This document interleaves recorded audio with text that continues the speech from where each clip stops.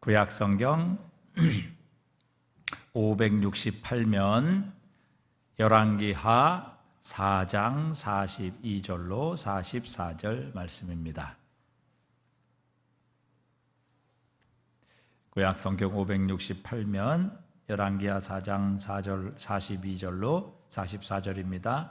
우리 석절을 다 같이 한 목소리로 읽겠습니다. 한 사람이 바알 살리사에서부터 와서 처음 만든 떡 곧 보리떡 20개와 또 자루에 담은 채소를 하나님의 사람에게 드린지라. 그가 이르되 무리에게 주어 먹게 하라. 그 사환이 이르되 내가 어찌 이것을 100명에게 주겠나이까 하나. 엘리사는 또 이르되 무리에게 주어 먹게 하라. 여호와의 말씀이 그들이 먹고 남으리라 하셨느니라. 그가 그들 앞에 주었더니 여호와께서 말씀하신 대로 먹고 남았더라. 아멘. 오늘 예배 오신 분 중에 농사 지으시는 분 한번 손 한번 들어보실까요?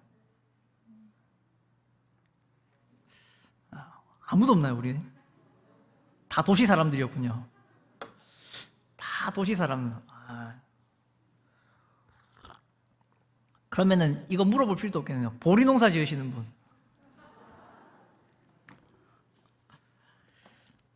다 세련된 도시 분들이라서 농사랑 거리 멋이죠, 맞죠? 그렇기 때문에 맥추절의 의미가 참 쇠퇴되어 갑니다. 옛날 한국에 못 먹고 그럴 때 보리 농사를 지어야 보릿고개를 넘어가면 그래도 보리라도 추수를 하면 좀 이 배고픔이라도 면한 그때에는 이 맥추절이 참 은혜로운 절기였을 텐데, 맥추감사주일이 정말 감사가 넘치는 주일이었을 텐데, 요즘 가면 갈수록 여러분 생존을 위해서 보리 넣어 드십니까? 아니면 건강을 위해서 보리 넣어 드십니까? 건강을 위해서 보리 넣어 드시죠. 예. 우리 교회 근처에도 보리밥집이 있어가지고 거의 재작년인가 없어졌는데 거의 매주 한 번씩은 꼭 보리밥을 먹었었습니다. 생존을 위해 먹은 게 아니라 건강을 위해서 그렇게 먹었습니다. 그러다 보니 우리가 맥추 감사의 절기의 의미를 많이 잃어갑니다. 이스라엘 백성들에게 있어서 꼭 하나님께서 지키라라고 명령하신 3대 절기가 있습니다. 첫 번째가 출애굽을 기념하는 유월절, 두 번째가 우리가 오늘을 보내고 있는 맥추절, 77절, 오순절이라고 부르는 이 날, 그리고 연말에 모든 것을 거둬들이며 감사함에 보내는 수장절 또는 장막절, 초막절이라고 부르는 이 세 절기는 하나님께서 이스라엘 백성에게 반드시 지키라라고 말씀하셨던 절기였습니다. 맥추절, 보리를 거둬들이고 그것을 기념하는, 그것을 감사하는 절기입니다, 분명히. 그런데 단순히 맥추절을 하나님께서 너희가 보리를 거둬들였기 때문에 감사해라 라고 말씀하지 않았습니다. 저기 말씀 볼까요? 오늘 인용구절이 없는 대신 저기 인용구절이 있습니다. 맥추절을 지키라. 이는 내가 수고하여 밭에 뿌린 것에 첫 열매를 거둠이니라.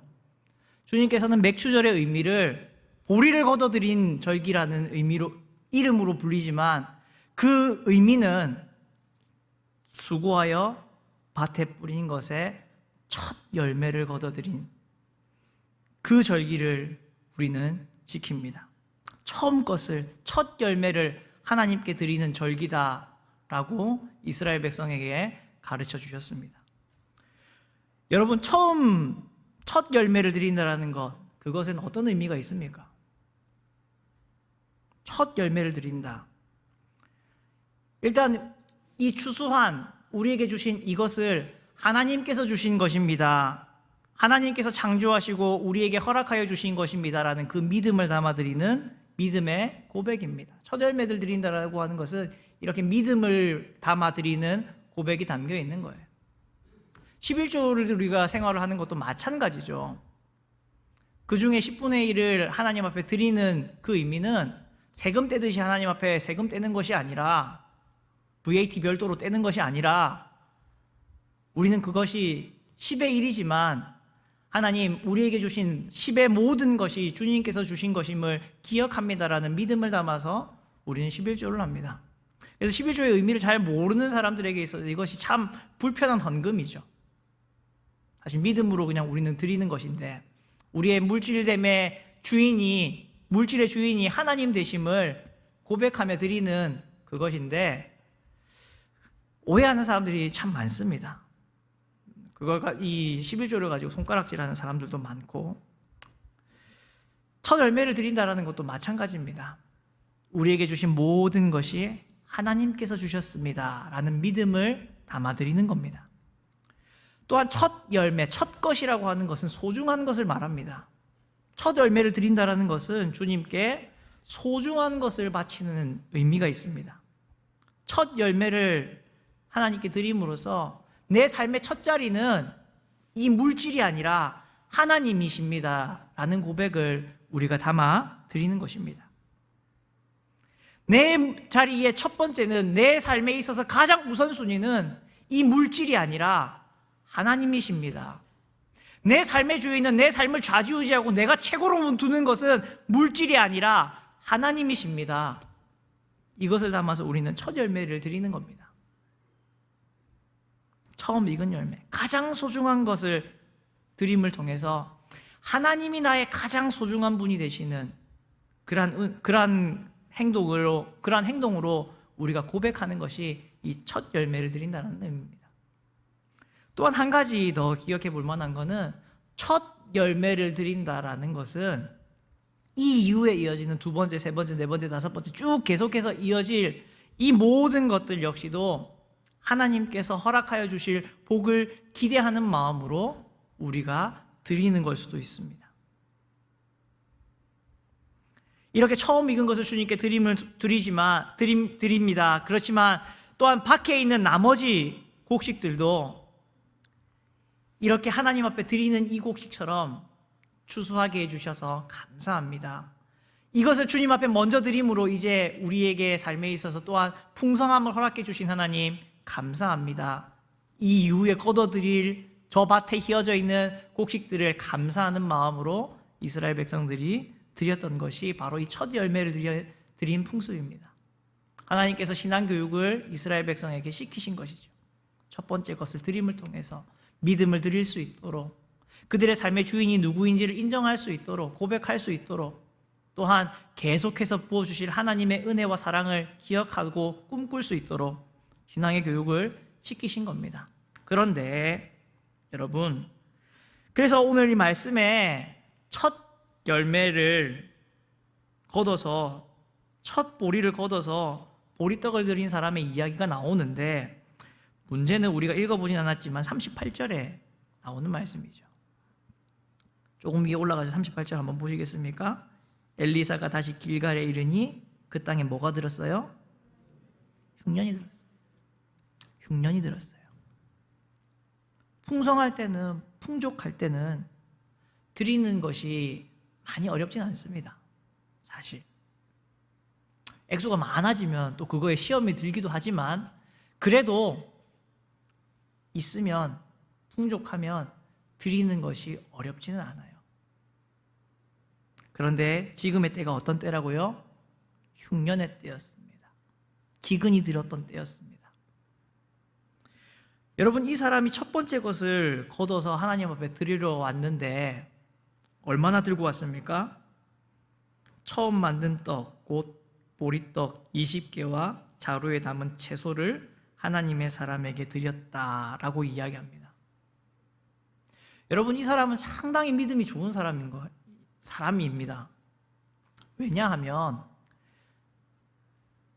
이 당시 이 엘리사가 주로 사역했던 주 무대는 북이스라엘인데, 북이스라엘에 지금 엘리사의 앞에, 엘리사가 주로 활동하던 시대에 바로 앞에 왕이 누구였냐면 그 유명한 아합 왕이었어요. 아합 왕이 뭔 짓을 했냐면, 로보암이 사마리아에 그 금송아지를 만들어서 너희 남유다로 가지 말고 여기서 예배드리고 여기서 예식해라라고 했잖아요. 그런데 한술 더 떠서 그 사마리아에 바알의 신전을 만듭니다. 그게 아합 왕이었어요. 이스라엘의 모든 신앙을 바알 숭배 신앙으로 바꿔버린 정말 나쁜 의미로 위대한 왕이 이 아합 왕이었습니다.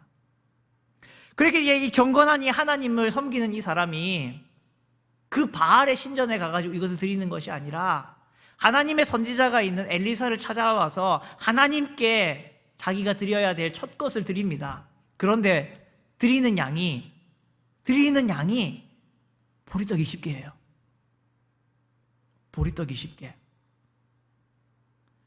어버이 주일 때 교회에서 보리떡 이번에 나눠드렸죠. 보리빵 한 20개 들어있었죠.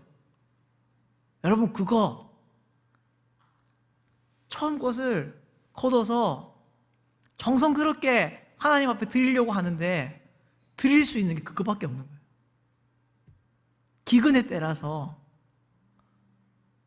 정말 믿음으로 하나님 앞에 드리려고, 그래서 바알 신전이 있는 사마리아로 가지 않고 하나님의 선지자가 있는 엘리사에게 찾아와가지고 하나님께 드리는데 드리는 양이 고작 이거밖에 없었습니다. 보리떡 20개. 보리떡 20개. 보리떡 20개쯤 만들려면 얼마나 곡식 가루가 있었을까요? 사실 얼마 안 됐을 거예요. 보잘것없는 양이었을 겁니다. 이 사람이 여러분 다시 말씀드리지만 믿음이 깊은 사람입니다. 하나님 앞에 더 드리고 싶으면 더 드리고 싶어 했지 어떻게든 덜 드리고 땡겨 먹고 싶어 하는 사람이 아니었을 거예요. 그런 이 믿음의 사람이 드릴 수 있는 분량이, 드릴 양이 보리떡 20대밖에 없습니다. 이 사람도 얼마나 자존심이 상했을까요? 많이 드리고 싶은 마음이 왜 없었겠습니까? 그런데 드릴 수 있는 양이 20개밖에 없는 이 처참한 현실, 비참한 현실, 드리면서도 부끄러운 이 현실. 그런데 그럼에도 불구하고 이 사람은 말씀대로, 믿음대로 하나님 앞에 정말 보잘것없는 것이었지만 주님 앞에 드렸습니다. 근데 그랬을 때 여러분 기적이 일어나지 않습니까? 놀라운 기적이 일어나지 않습니까? 여러분 이스라엘의 제사를 보면은 하나님께서 처음 딱 이야기하는 제물이 소입니다. 소. 우리에게 부담이 팍 오죠. 소가 얼마 정도 가죠? 1,000만 원 단위를 막 이렇게 가죠. 우리에게 있어서 얼마나 부담이 됩니까? 그 다음 단계가 양입니다. 양도 근데 만만치 않아요. 우리는 양고기 별로 안 먹지만 양도 한 마리, 온전하게 잘 자란 한 마리 드리려면은 여러분 죄 지을 때마다 그거 드린다고 생각해 보십시오. 당장 올해 안에 파산할 겁니다. 그것도 만만치 않은 가격이죠. 그보다 또 못한 사람들은 또 하나님께서 은혜의 방편을 허락해 주십니다. 뭘 드리죠? 집비둘기나 산비둘기를 잡아서 하나님 앞에 드립니다. 제가 구약을 배울 때에 이 레위기의 이 부분을 배우면서 저를 가르쳐 주셨던 교수님이 그렇게 이야기하셨던 그 말씀이 잊혀지지가 않아요.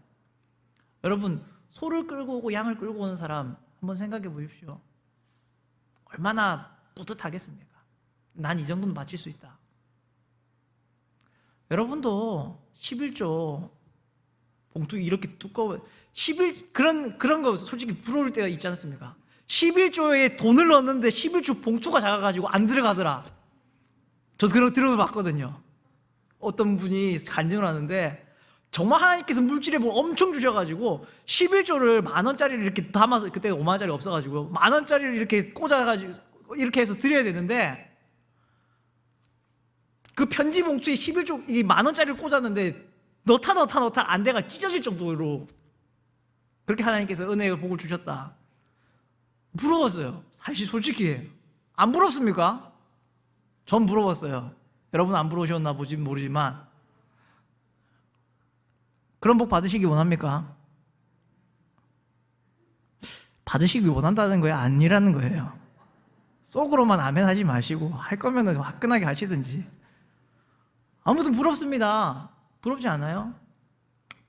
양을 끌고 오는 사람은 어떻겠습니까? 순결한 양, 깨끗한 양, 그것을 끌고 올 수 있는 것도 재력이 돼야 끌고 오죠. 양 한 마리, 그것을 드릴 수 있는, 바칠 수 있는 재력이 돼야 끌고 오는 거 아니겠습니까? 그런데 여러분, 비둘기 가지고 오는 사람 생각해 보셨습니까? 앞에 사람 소 끌고 가고 양 끌고 가는데 비둘기 뭐 이만한 셉니까? 요만하잖아요. 요만. 잡으면 들고 가려면은 비둘기를 이렇게 날아가지 못하게 잡아야 되니까 몸통을 이렇게 잡을 수밖에 없습니다. 움츠려들 수밖에 없죠. 비참한 모습이죠. 안 그래도 죄를 지어서 하나님 앞에 나아가는데 더 움츠려들 수밖에 없죠. 근데 하나님이 소와 양은 안수를 하고 목을 쳐가지고 뭐 피를 빼가지고 그렇게 잡는데 이 새는 목을 꺾고 날개를 부러뜨리라고 합니다. 이렇게 움츠려서 나온 그 죄인을 하나님께서 그 재물을 목을 꺾은 다음에 그 날개를 부러뜨리라고 해요. 날개를 부러뜨리려면 자연적으로 몸이 이렇게 펴질 수밖에 없습니다.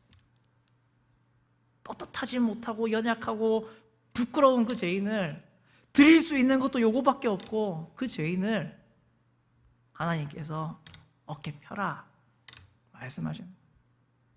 이게 하나님의 은혜와 사랑이지 않습니까? 근데 그것도 못 드리는 사람이 있죠. 그 사람에게는 뭘 드리라고 합니까? 곡식의 가루라도, 곡식을 고운 가루가 될 때까지 반 그것을 드리라라고 합니다.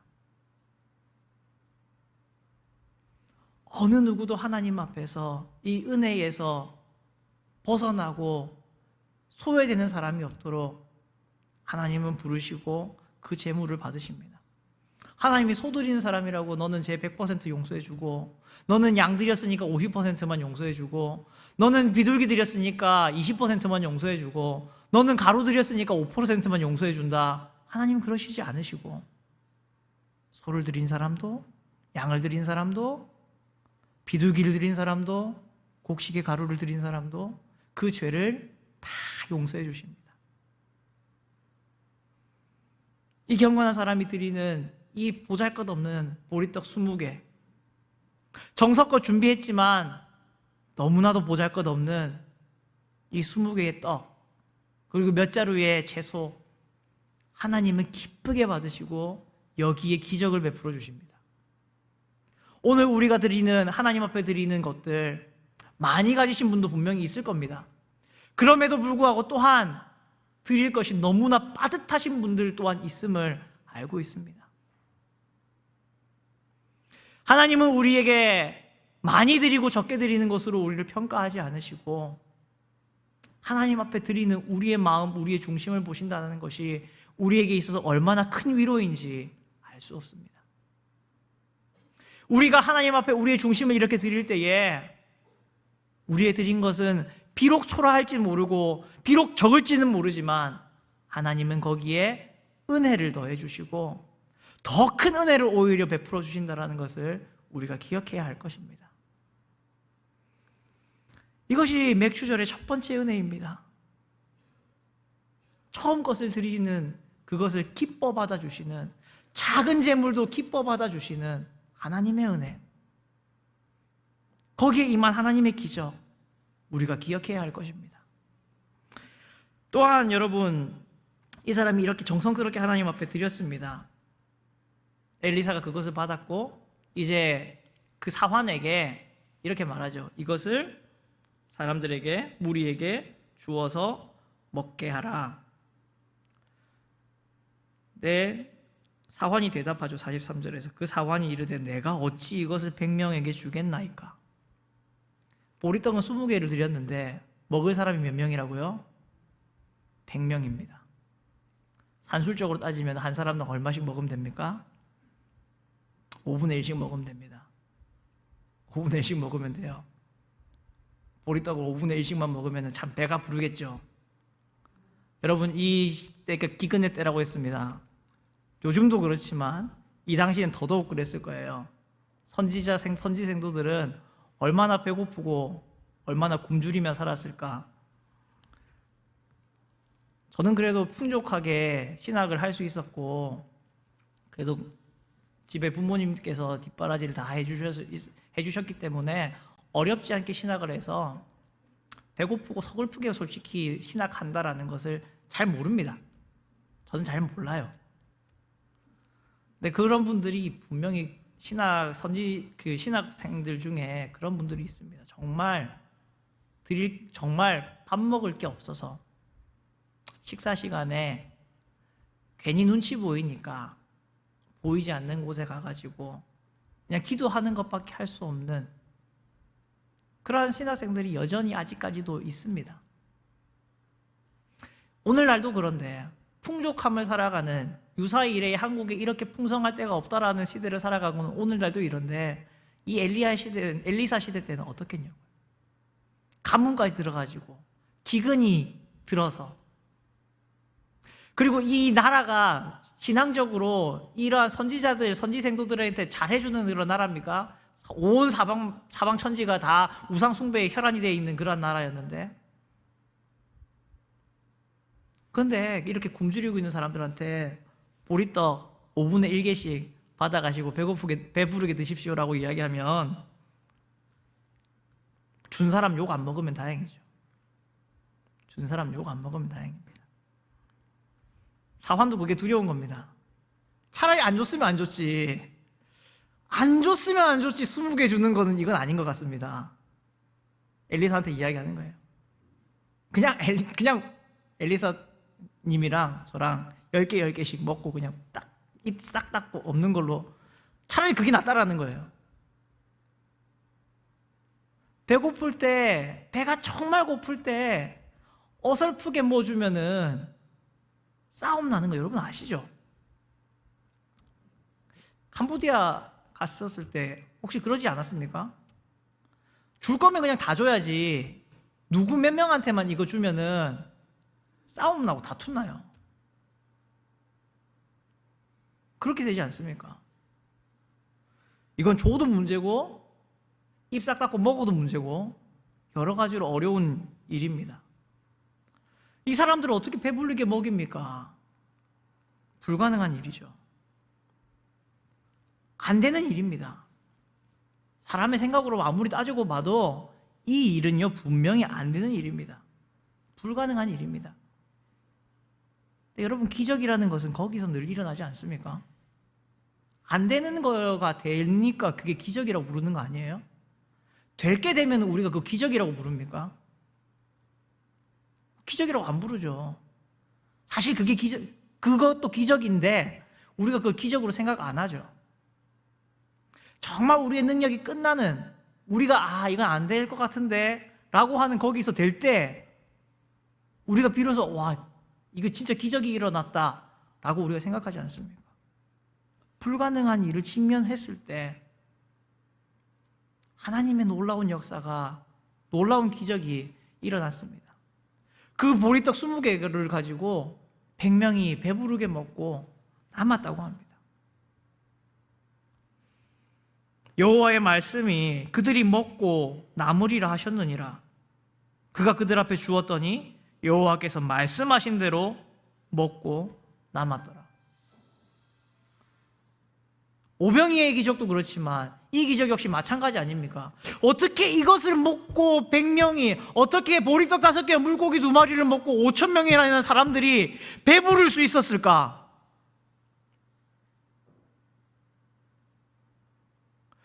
보리떡, 그래서 못 믿는 사람들이 그렇게 이야기하는 사람도 있어요. 보리떡 5개가 아니겠지. 단위가 뭔가 바뀌었을 거야. 그렇게 못 믿는 사람들도 있습니다. 사실 그렇잖아요. 단위가 바뀌었겠지. 보리떡 5만 개인데 많이 빠져가지고 보리떡 5만 개와 물고기 2,000마리 뭐 이런 거면은 우리가 생각하잖아. 그래요. 5,000명 먹고도 되겠다. 근데 그게 아니지 않습니까? 보리떡 5개, 물고기 2마리. 여기서 보리떡 20개. 근데 먹어야 되는 사람들은 5,000명. 여기는 100명. 도무지 우리의 생각으로 주산을, 계산기를 두드려 봐도 답이 안 나오는 이 한계. 여기에서 늘 하나님은 우리에게 뭘 요구합니까? 순종을 요구합니다. 하나님의 말씀 정말 이해하기 어렵게 우리에게 다가올 때가 있습니다. 이렇게 그냥 입술로는 우리가 믿습니다, 그렇게 될 겁니다 라고 말을 하지만 그게 실제로 우리의 삶에 딱 다가왔을 때는 우리의 생각으로, 우리의 계산으로 안 된다고 딱 판단이 들었을 때에는 정말로 순종하기 어려운 게 하나님의 말씀이지 않습니까? 도무지 못할 것 같은, 100번을 생각하고 10,000번을 생각해도 더 안 되는 건 안 되는, 그렇지만 하나님은 하라고 하시는. 그래서 우리가 뭘 못하죠? 순종을 못하죠. 안 될 거라고 우리가 판단 이미 하고 있으니까. 그렇게 진짜 신앙이, 사실 입술로만의 신앙은 이 땅 가운데, 지금 이 시대 가운데 너무나 많지만, 우리 교회 안에도 입술로만 하는 그런 신앙은 너무나 많지만 진짜 신앙이 많아요, 적어요? 적은 겁니다. 입술로만 하는 신앙은 많고 실제로 삶 가운데에서 순종하는 진짜 신앙은, 진짜 믿음은 보기 어려운 겁니다. 주님 말씀처럼 인자가 올 때에 믿음을 보겠느냐, 주님 말씀하셨는데 정말 주님이 오늘 당장, 지금이 3시 25분이거든요 3시 26분에 주님께서 딱 오셨는데 우리의 믿음을 달아보신다면 주님 앞에 진짜 믿음을 보여드릴 사람이 얼마나 있을까요? 그러나 이 드렸던 사람도 너무나 부끄러운 그 현실에서도 하나님의 말씀에 순종했고, 이 사환도 하나님의 말씀이다라고 말하는 엘리사의 말을 사람의 말로 들은 것이 아니라 하나님의 약속으로, 하나님의 말씀으로 믿었습니다. 그것을 선포하는 엘리사 역시도 하나님께서 말씀하셨다, 하나님께서 하신 말씀이다, 믿음으로 선포하였습니다. 그렇게 순종할 때에 여러분 어떤 기적이 일어났습니까? 100명이, 그 굶주렸던 성지생도 100명이 이 드려진 작은 20개의 보리떡, 그리고 몇 포대의 채소, 그것으로 모두가 배불리 먹게 되는 놀라운 기적이 일어났습니다. 믿음으로 순종할 때, 하나님의 말씀을 믿을 때에 불가능한 그 일 속에서 하나님의 기적이 일어나는 놀라운 역사가 일어났던 것입니다. 오늘 살아가는 우리들에게도 이 역사는 그냥 기록되어 있고 와 놀라운 이야기다라고 끝낼 그러한 일이 아닙니다. 이 놀라운 말씀에 믿음으로 순종하고 반응할 때 나타나는 이 기적은 오늘 우리의 삶 가운데에도 분명히 일어날 줄로 믿습니다. 여러분이 살아가는 삶의 그 한가운데에서 반드시 일어날 줄로 믿습니다.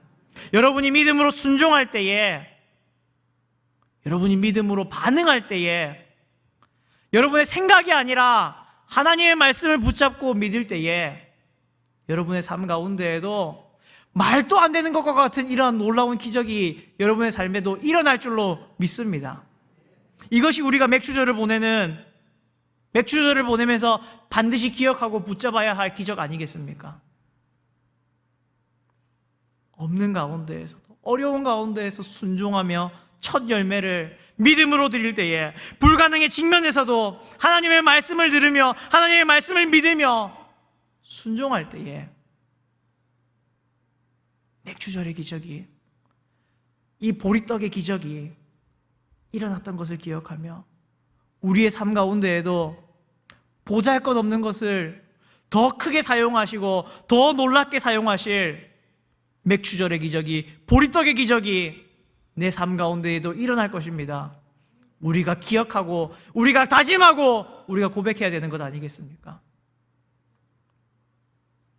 앞서 말씀드렸지만, 설교의 앞부분에서 말씀드렸지만, 우리 이 가운데 있는 사람들 중에 농사 짓는 사람 아무 없고 보리 농사 짓는 사람은 더더욱 아무도 없습니다. 그래서 맥주 감사의 절기가 우리와 상관없는 그러한 절기가 아니라, 오히려 우리는 이 맥주의 감사 절기를 보내면서 이렇게 믿음으로 첫 것을 드리는 자들에게, 믿음으로 순종하는 자들에게 이 맥주절의 기적은 다시 한 번 더 일어난다라는 것을 주님께서는 우리에게 말씀해 주고 계십니다.